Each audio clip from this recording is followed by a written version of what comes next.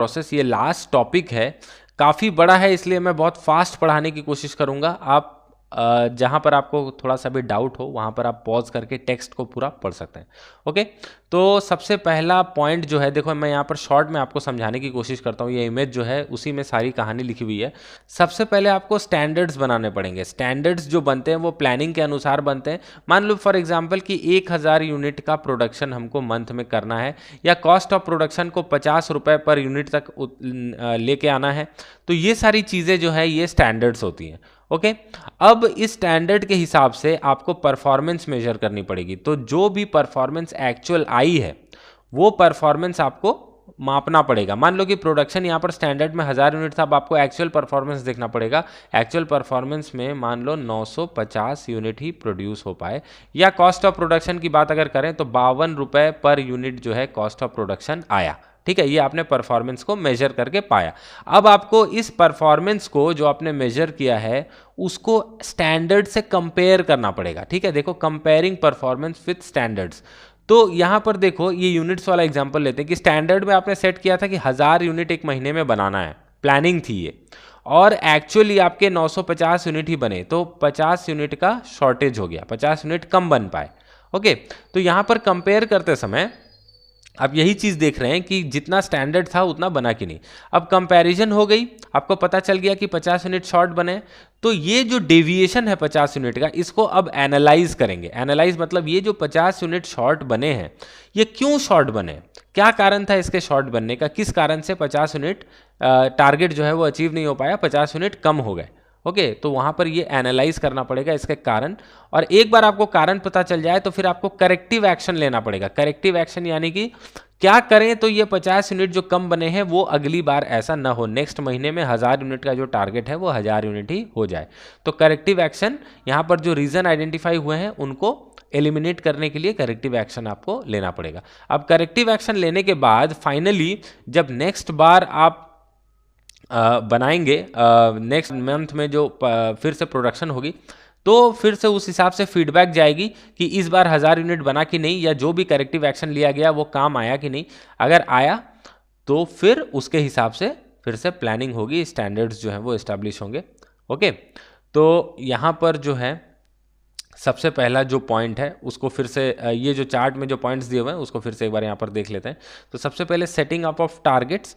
तो जो भी टारगेट्स हमको अचीव करने हैं, जो भी यार्ड स्टिक्स या जो भी माइलस्टोन्स हमको अचीव करनी है एक्चुअल परफॉर्मेंस में, उसको पहले ही मैनेजमेंट तय कर लेती है कि इतना काम करना है, ये टारगेट्स अचीव करने हैं, और वो पहले सेट कर लेती है। ठीक है, तो ये जो टारगेट्स या स्टैंडर्ड्स हम सेट करेंगे ये अनअचीवेबल नहीं होने चाहिए, इतने हाई नहीं होने चाहिए कि कोई बंदा इसको अचीव ही नहीं कर पाए। ये रीजनेबल टारगेट्स होने चाहिए जो कि अचीव किया जा सके।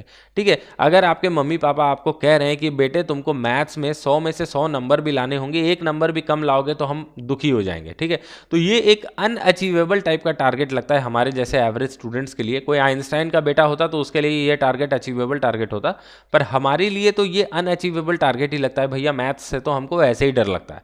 तो अगर हमारे पापा कहें कि बेटा 75 से 80 के बीच मैथ्स में ले आना तो मैं खुश हो जाऊंगा, तो ये एक अचीवेबल टारगेट लगता है कि ठीक है चलो अगर मैं थोड़ा मेहनत करूं तो 75 से 80। वैसे आप लोगों में से काफ़ी स्टूडेंट्स ऐसे होंगे जो मैथ्स में 100 में से 100 नंबर ला सकते हैं, लाने की क्षमता रखते हैं, पर मैं एवरेज इंडियन पॉपुलेशन की बात कर रहा हूं जो 75 से 80 या शायद उससे भी नीचे लाते हैं। तो उनके माता पिता अगर 75 से 80 का टारगेट देते हैं तो वो एक रियलिस्टिक स्टैंडर्ड या रियलिस्टिक टारगेट होता है जो कि अचीव किया जा सकता है। ओके, तो वही चीज़ मैं बोल रहा हूँ कि स्टैंडर्ड्स जो है वो हमेशा रिसोर्सेज को, हमारे ऑर्गेनाइजेशन के जो कैपेबिलिटीज़ हैं उसको ध्यान में रखते हुए ही बनाना चाहिए। अब स्टैंडर्ड्स के एग्जाम्पल क्या हो सकते हैं? जो मेजरेबल स्टैंडर्ड्स होते हैं उनके एग्जांपल्स हैं, जैसे देखो स्टैंडर्ड सेल 20 लाख पर एनम, standard profit 4 lakh, reduction in cost by 5%। तो ये सारे स्टैंडर्ड्स हैं, ये मेजरेबल हैं। लेकिन कभी कभी ऐसा होता है कि स्टैंडर्ड्स को आप मेजर नहीं कर सकते। जैसे कि मान लो कि क्वालिटी से रिलेटेड जो स्टैंडर्ड्स हैं ये तो क्वांटिटी से रिलेटेड है कि इतना बढ़ाना है, इतना कमाना है।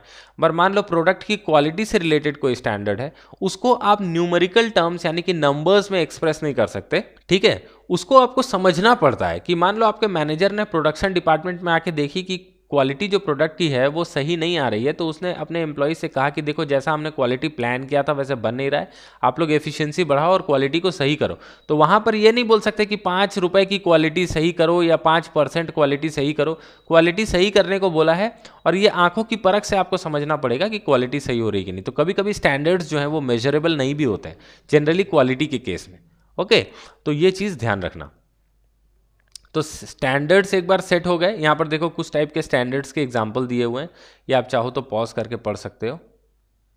तो स्टैंडर्ड्स एक बार सेट हो गए तो उसके बाद आपको एक्चुअल परफॉर्मेंस मेजर करनी पड़ेगी। जैसा कि मैंने बताया कि जब स्टैंडर्ड्स सेट हो जाते हैं तो एम्प्लॉय की परफॉर्मेंस जो है उसने जो एक्चुअल वर्क किया है उस हिसाब से मेजर की जाती है। और कभी कभी जब परफॉर्मेंस जो है वो न्यूमेरिकल टर्म्स में मेजर की जा सकती है तो वो बहुत कन्वीनियंट होता है उसको मेजर करना। जैसे मान लो एक सेल्समैन की परफॉर्मेंस को आप बहुत इजीली मेजर कर सकते हैं क्योंकि वो नंबर्स में सेल करता है, उसने 1000 यूनिट सेल किए या 1500 सेल किए, ये आप इजीली काउंट कर सकते हो, आपको डेटा मिल जाएगा। लेकिन जब क्वालिटी की बात आती है तब फिर परफॉर्मेंस को मेजर करना न्यूमेरिकल एस्पेक्ट में संभव नहीं हो पाता है, तो वहां पर क्वालिटी मेजर करना जो है वो थोड़ा सा मुश्किल काम हो जाता है। ठीक है, तो ये चीज़ जो है वो ध्यान में रखने की बात है कि एक बार स्टैंडर्ड सेट हो गए तो उसके बाद एम्प्लॉयज़ की जो काम की क्वालिटी है उसको मेजर करना पड़ता है। ओके, और एक बात मैं यहाँ पर बता देता हूँ कि जो मैनेजर्स होते हैं उनकी भी परफॉर्मेंस जो है वो मेजर की जाती है। मैनेजर्स की परफॉर्मेंस जो है उनके ऊपर जो टॉप लेवल के मैनेजर्स बैठे रहते हैं वो लोग मेजर करते हैं, और मैनेजर्स की परफॉर्मेंस मेजर की जाती है by the overall efficiency level of the organisation. यानी कि मैनेजर्स जो भी डिपार्टमेंट संभाल रहे हैं या टोटल आप ऑर्गेनाइजेशन की बात ही कर लो, अगर वो एफिशिएंटली चल रही हैं, अगर वहाँ पर लोग डिसिप्लिन से काम कर रहे हैं, अच्छा परफॉर्म कर रहे हैं, तो उससे पता चलता है कि मैनेजर की परफॉर्मेंस जो है वो सही है। ठीक है, रिसर्च एंड डेवलपमेंट डिपार्टमेंट की परफॉर्मेंस जो है वो मेजर की जाती है by change in technology and updation of production department. अगर आपका रिसर्च एंड डेवलपमेंट डिपार्टमेंट अच्छा है तो आप फ्रीक्वेंट चेंजेस देखेंगे टेक्नोलॉजी में, और प्रोडक्शन के प्रोसेस में आप हमेशा अपडेशन देखते रहेंगे। तो वैसे ही फाइनेंस डिपार्टमेंट की भी जो परफॉर्मेंस है वो सॉल्वेंसी, लिक्विडिटी रेशियो वगैरह से मेजर की जाती है। तो परफॉर्मेंस जो है ये जब भी मेजर होती है ना, ये शॉर्ट पीरियड में मेजर होनी चाहिए। आप 5 साल का परफॉर्मेंस एक बार नहीं मेजर कर सकते, अगर करेंगे भी तो भी आपको करेक्टिव एक्शन लेने में काफ़ी टाइम लग जाएगा। परफॉर्मेंस जो है ये वीकली या मंथली बेसिस पे ही मेजर होनी चाहिए, ताकि शॉर्ट टाइम में ही आपको डेविएशन का पता चल जाए कि कितना अंतर हो रहा है प्लानिंग से, और आप शॉर्ट टाइम में करेक्टिव एक्शन भी ले सकें। ओके, अब देखो थर्ड पॉइंट है, एक बार आपने परफॉर्मेंस को मेजर कर लिया तो अब उसको कंपेयर करना पड़ेगा अगेंस्ट स्टैंडर्ड। तो मान लो परफॉर्मेंस जो है एक्चुअल वो मेजर करके 950 यूनिट का प्रोडक्शन आया और स्टैंडर्ड 1000 यूनिट था, तो आप कंपेयर करके देखेंगे कि 50 यूनिट का जो है डेविएशन हो रहा है। तो यही है comparison of performance against standard. इसके बाद ये जो 50 यूनिट का डेविएशन आया है इसको एनालाइज करना है। ठीक है, ये 50 यूनिट कम आया, तो ये जो 50 यूनिट कम आने के कारण है ये हमेशा ही जो टॉप मैनेजमेंट की नज़र में लाया जाए ऐसा ज़रूरी नहीं। कभी कभी डेविएशन बहुत शॉर्ट होते हैं। मान लो कि 1000 यूनिट्स का प्रोडक्शन टारगेट था और आपने 998 यूनिट बनाए, यानी कि 2 यूनिट का डेविएशन हो गया। तो ये 2 यूनिट भी तो प्लानिंग से डेविएशन ही है, लेकिन ये 2 यूनिट का डेविएशन बहुत छोटा है, इसको आप इग्नोर कर सकते हो, ये मैनेजमेंट को बताने की ज़रूरत नहीं है। या मान लो कि किसी भी प्रोडक्ट का target cost of production management ने रखा था 600 रुपये। 600 रुपये में एक यूनिट जो है उसको जो है मैन्युफैक्चर करना है, लेकिन आपका 601 रुपया 50 पैसा आ गया। तो 1 रुपया 50 पैसा का जो डेविएशन है इसको आप चाहें तो इग्नोर कर सकते हैं, टॉप मैनेजमेंट को इसको जानकारी देने की कोई ज़रूरत नहीं है। तो कभी कभी क्या होता है कि सारे डेविएशंस जो हैं उसको लेके चिंता करने की ज़रूरत नहीं है। कुछ बहुत बड़े या बहुत इंपॉर्टेंट डेविएशंस अगर जो हो जाते हैं जो कि ऑर्गेनाइजेशन के गोल्स को अचीव करने में क्रिटिकल रोल प्ले करते हैं, जो बहुत ज़्यादा डेविएशन ला सकते हैं, उन्हीं को टॉप लेवल मैनेजमेंट की नज़र में लाना है। ठीक है, और उन्हीं को अर्जेंटली अटेंड भी करना है। माइनर या इनसिग्निफिकेंट डेविएशंस को छोड़ देना है। ठीक है, उसको इग्नोर कर सकते हैं। तो जो डेविएशंस की हमने बात की यहाँ पर वो 2 कैटेगरीज में डिवाइड हो सकते हैं। सबसे पहले जो आपके मेजर डेविएशंस हैं, जो बहुत क्रिटिकल डेविएशंस हैं, वो क्रिटिकल पॉइंट कंट्रोल के अंदर आएंगे। यहाँ पर क्या होता है कि फोकस जो है वो की एरियाज़ पर होता है, और अगर इन की एरियाज़ में कोई डेविएशन देखा गया तो उनको अर्जेंटली अटेंड करना जरूरी है।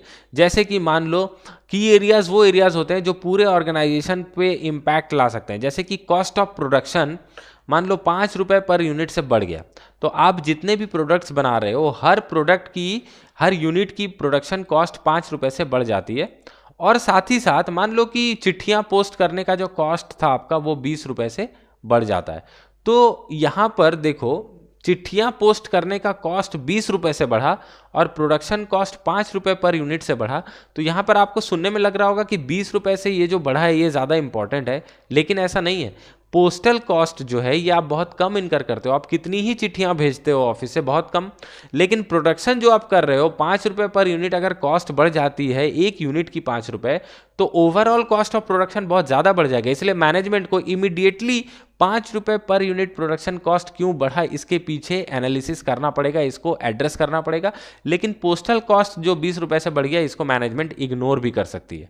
ठीक है, तो ये चीज़ ध्यान रखना, कौन सा क्रिटिकल पॉइंट है और कौन सा क्रिटिकल नहीं है, इसको आइडेंटिफाई करना है और क्रिटिकल पॉइंट को सबसे पहले कंट्रोल करना है। दूसरा जो ये है पॉइंट है वो है management by exception. Management by exception का मतलब क्या है कि एक मैनेजर हर चीज़ को खुद से कंट्रोल नहीं कर सकता, कुछ कुछ चीज़ें उसको सबऑर्डिनेट के ऊपर भी छोड़ देनी पड़ती हैं। अब एक मैनेजर का स्कोप ऑफ कंट्रोल जो है, उसको जो दायित्व दिए जाते हैं वो काफ़ी सारे होते हैं। अब हर मैनेजर अगर कोशिश करे कि सारी रिस्पॉन्सिबिलिटीज़ मैं अकेले ही निभाऊंगा, खुद ही सब कुछ देखूंगा, तो ये चीज़ जो है पॉसिबल नहीं हो पाता है और फाइनली वो कुछ भी ठीक से नहीं देख पाता है। इसीलिए मैनेजर को हमेशा क्रिटिकल पॉइंट्स पर ही ध्यान देना चाहिए और बाकी सारी जो चीज़ें हैं वो अपने सबऑर्डिनेट्स के ऊपर छोड़ देना चाहिए, उन पे भी थोड़ा भरोसा करना चाहिए। ओके, तो वही चीज़ है मैनेजमेंट बाय एक्सेप्शन। यहाँ पर एक एग्जांपल दिया हुआ है कॉस्ट ऑफ प्रोडक्शन से रिलेटेड, अगर आप चाहें तो पॉज करके इसको पढ़ सकते हैं। इसके बाद देखो यहाँ पर दिया हुआ है एडवांटेजेस या merits of management by exception. तो मैनेजमेंट बाय एक्सेप्शन जो है इसके कुछ एडवांटेजेस भी हैं, ये क्या है देख लेते हैं। सबसे पहला, it saves time and effort of managers. तो मैनेजर्स क्योंकि यहाँ पर हर चीज़ को खुद से पर्सनली नहीं मॉनिटर कर रहा है, वो सिर्फ इंपॉर्टेंट चीज़ों को पर्सनली मॉनिटर कर रहा है और जो लेस इंपॉर्टेंट या लेस सिग्निफिकेंट मैटर्स हैं, रूटीन टास्क हैं, वो सबऑर्डिनेट्स के ऊपर छोड़ दे रहा है। तो इससे मैनेजर का काफ़ी टाइम बचता है। दूसरा पॉइंट है, it focuses attention of manager on significant matter. क्योंकि मैनेजर के यहाँ पर टाइम बच रहा है तो वो इंपॉर्टेंट मैटर्स पे अपना ध्यान जो है वो केंद्रित कर पाता है। तीसरा पॉइंट है, no wastage of time and energy of managers to solve routine problems. तो रूटीन प्रॉब्लम्स या चिंदी चिंदी डेली के प्रॉब्लम्स जो है उसको सॉल्व करने के पीछे मैनेजर का टाइम एंड एनर्जी नहीं जाता है। जो इंपॉर्टेंट प्रॉब्लम्स होते हैं उसके पीछे ये अपना दिमाग खपा सकता है। ठीक है, और मैनेजमेंट बाय एक्सेप्शन से क्रिटिकल और सिंपल प्रॉब्लम्स के बीच में डिफरेंशिएट भी हो जाता है। क्रिटिकल प्रॉब्लम्स को मैनेजर खुद एड्रेस करता है और सिंपल प्रॉब्लम्स को जो है सबऑर्डिनेट्स पे छोड़ देता है। ओके, अब एक बार आपने डेविएशंस को एनालाइज कर लिया, यानी कि प्लान्ड परफॉर्मेंस और एक्चुअल परफॉर्मेंस जो अंतर है उसको आपने एनालाइज करके उसका रीज़न निकाल लिया, तो उसके बाद उसके लिए करेक्टिव मेजर्स लेने पड़ेंगे, यानी कि ऐसे कुछ स्टेप्स लेने पड़ेंगे जिससे एक्चुअल परफॉर्मेंस जो है वो प्लान्ड परफॉर्मेंस की तरह ही हो, प्लान्ड परफॉर्मेंस से एक्चुअल परफॉर्मेंस में अंतर ना रहे। ठीक है, तो यहाँ पर आप क्या क्या कर सकते हैं इन डेविएशंस को हटाने के लिए। एक तो सबसे पहले कि जैसा चल रहा है वैसे चलने दो, अगर डेविएशंस माइनर हैं, अगर डेविएशंस बहुत ही थोड़े से हैं, छोटे हैं, जो इग्नोर किए जा सकते हैं, तो जैसा चल रहा है वैसे चलने दो, कुछ करने की जरूरत नहीं है। दूसरा पॉइंट, रीडिजाइन और रीफ्रेम द प्लान्स और strategies if they are overstated और not matching with the present day business environment.